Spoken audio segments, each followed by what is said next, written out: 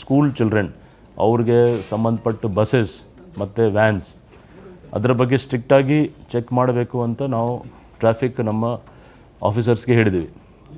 ಮತ್ತು ಅದು ಮಾಡುವಾಗ ಜನಕ್ಕೆ ತೊಂದರೆ ಆಗಬಾರ್ದು, ಟ್ರಾಫಿಕ್ ಕಂಜೆಷನ್ ಆಗಬಾರ್ದು, ಮತ್ತು ಸ್ಕೂಲ್ಗೆ ಯಾರೋ ಲೇಟ್ ಇದು ಸ್ಕೂಲ್ಗೆ ಡಿಲೇ ಆಗಬಾರ್ದು. ಆ ನಿಟ್ಟಿನಲ್ಲಿ ನಿನ್ನೆ ಚೆಕ್ ಮಾಡುವಾಗ ಇದು ಭಾಳ ಒಂದು ವಿಶೇಷ ಇದು ಅಂದರೆ 58 ಜನ ಅವರು ಮಿತಿ ಮೀರ್ ಅಂದರೆ ಸ್ಮಾಲ್ ಕ್ವಾಂಟಿಟಿ ಅಲ್ಲ, ತುಂಬ ಜಾಸ್ತಿ ಕ್ವಾಂಟಿಟಿ ಹೆಚ್ಚು ಆಲ್ಕೋಹಾಲ್ ಕಾಂಟೆಂಟ್ ಅದರಲ್ಲಿ ಆಲ್ಕೋಹಾಲ್ ಮೀಟರಲ್ಲಿ ನಮಗೆ ಸಿಕ್ಕಿದೆ. ಇದು ಭಾಳ ಸೀರಿಯಸ್ ಇಶ್ಯೂ ಇದೆ. ಕೆಲವು ನಾನು ಏನು ಹೇಳಿದ್ದೀನಿ, ಸಂಬಂಧಪಟ್ಟ ಸ್ಕೂಲ್ ಅವ್ರಿಗೆ ನೀವು ಕೂಡ ಬರೀಬೇಕು, ಅವ್ರದ್ದು ಜವಾಬ್ದಾರಿ ಇದೆ. It is their responsibility. ಈ ಥರ ಮಾಡಿದರೆ ಪ್ರತಿಯೊಂದು ವಿಷಯ ಪೊಲೀಸ್ ತಲೆ ಮೇಲೆ ಹಾಕಿದ ತಪ್ಪು.